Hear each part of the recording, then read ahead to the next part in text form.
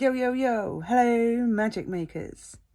So in this video, I want to talk about how embracing your future self makes the unknown familiar.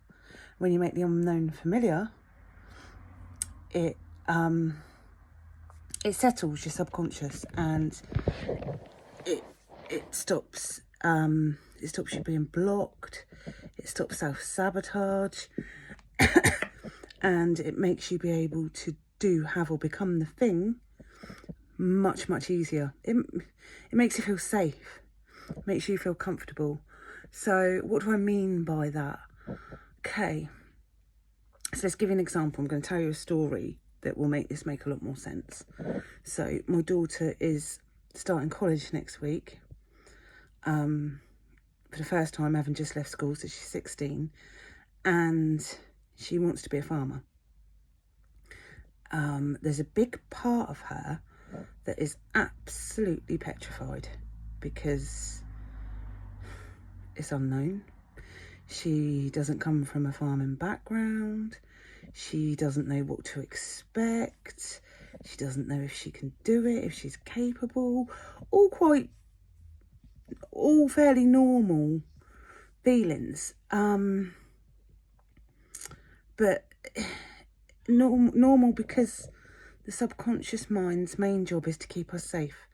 So that means anything unfamiliar to us is deemed as not safe because we've not tried it yet. So because it doesn't know that, it tries to stop us and block us from the thing that we want. So the way that you can soothe that is to make the unknown familiar.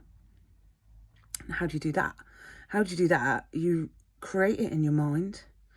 You decide what that future version of you is, who you want to be, and you use your imagination to embody as much of that as you can in the now. So for her, and I don't think she's done this consciously, but she's got an idea in her mind or an image of what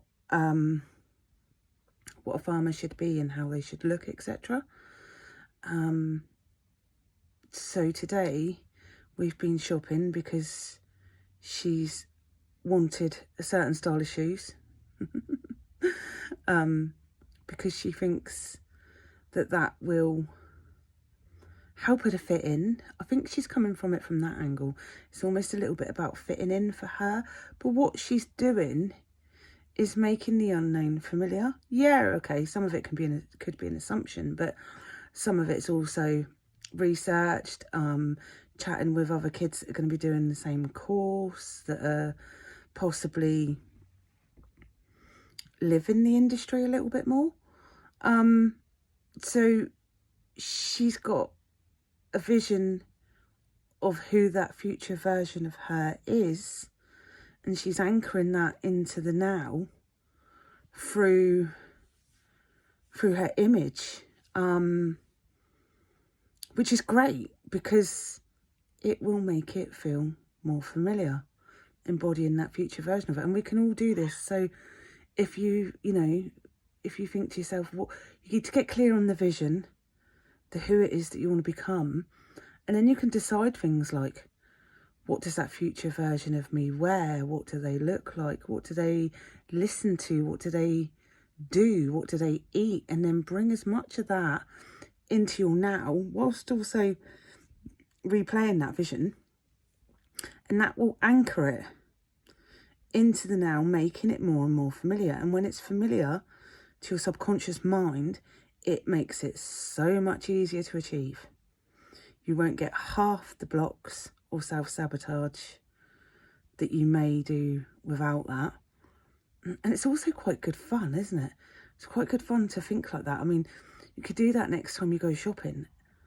I know I'm certainly going to. I mean, right now, or in the past, when it came to clothes, I'd probably shop based on affordability or what I assume is affordable rather than what I love. So I've been paying more attention to the things that I'd love to wear. And even if that's, if you're on a weight reduction journey, wear the thing now. Because you're making that familiar. You're creating that future version of yourself in the now. That might feel difficult if it feels to you like something only a slimmer person would wear. But if you can get comfortable with that in the now, you're making that slim version of you comfortable in the now, therefore much easier to call in. And you can take aligned action from that place. Step into that future version of yourself and think, well, what action step does this version of me take? How does she show up? And embody that as well. It's not necessarily just about image or material things. It's also about aligned choices, decision, action. Yeah, super powerful. So if you've not tried this, get on board with it. Create that vision in lots and lots of detail, and then come up with lists of ways that you can bring that into your now.